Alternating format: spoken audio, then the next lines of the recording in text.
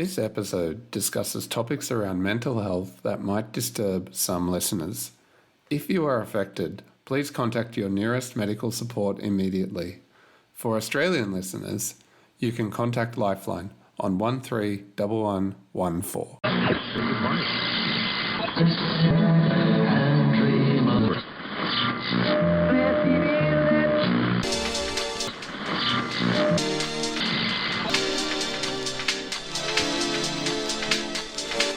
Welcome to Mind Tuning. My name is Will. And I'm Martina. And in this episode, we will be looking at track 10 by Juan Atkins, which was released on the Back to Basics album in 2004.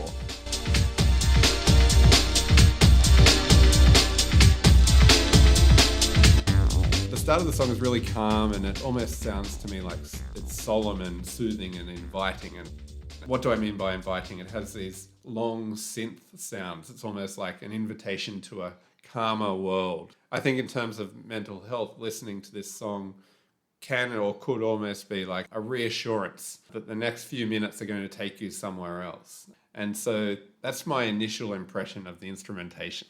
I had something similar as well. I think for me that idea of how the song begins was formed with the rest of the song. I didn't have much of an impression to begin with, but then as I listened to the song over and over, and yes, it starts off with a sense of calm and then things get into gear.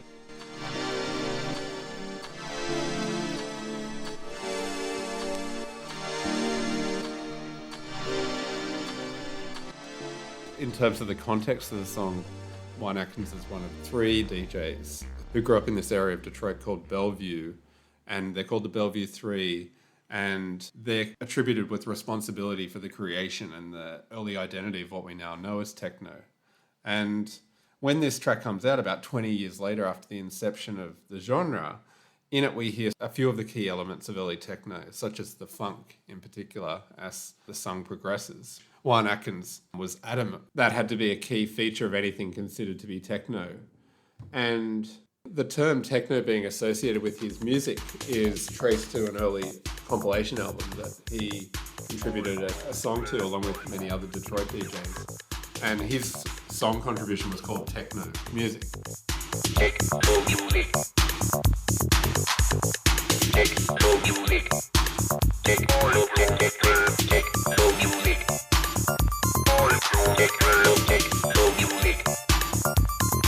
And so I suppose when I listen to like this song 20 years later, it's impossible not to have that association with the heritage of his contribution to the genre. So I already have an emotional, I guess, response to the music. And therefore, if I think the start sounds like it's soothing or whatever, then I'm probably relaying that through a history of my mental impressions of his other music, and it's unavoidable.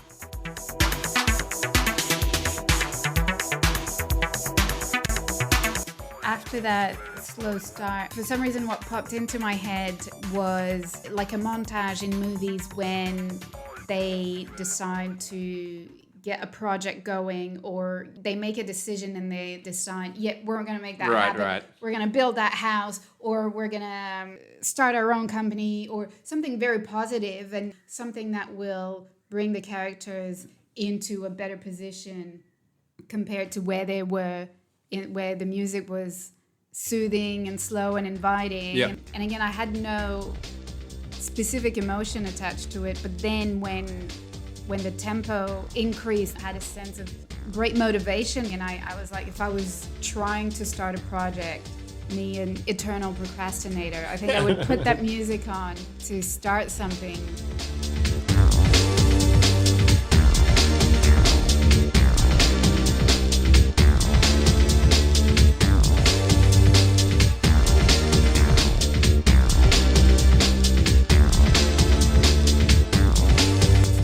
Yeah, I suppose that, how would you call it, that crunchy riff, the bum bum bum, bum bum bum, bum bum bum, that's hypnotic almost because of how simple it is and how repeated it is, not unlike many techno songs. And the riff becomes ingrained, it becomes so familiar.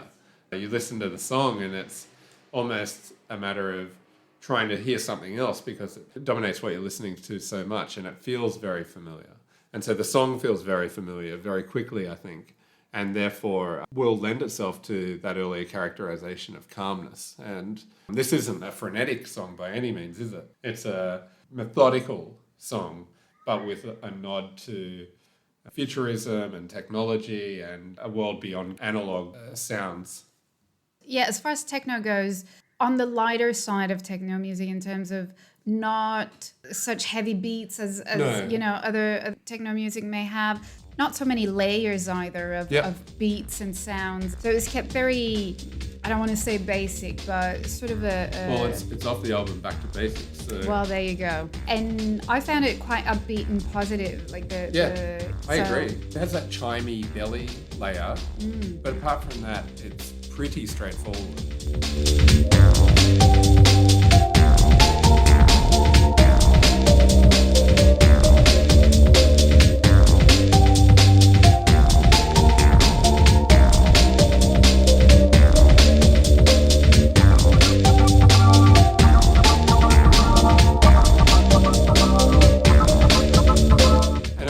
That is somewhat of a formula for the kinds of songs which do make people feel good, is the ones which are very simple and the ones which are accessible.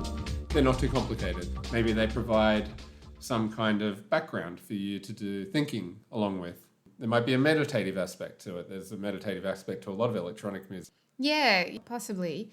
Because if I compare to other songs that are heavier, that have a lot more layers, I often find myself getting almost hypnotized by only a couple of layers and almost unconsciously ignoring all the other sounds. And maybe my brain can only interpret so many, sound signals at once. And it just silences the rest, mutes the rest. I don't know.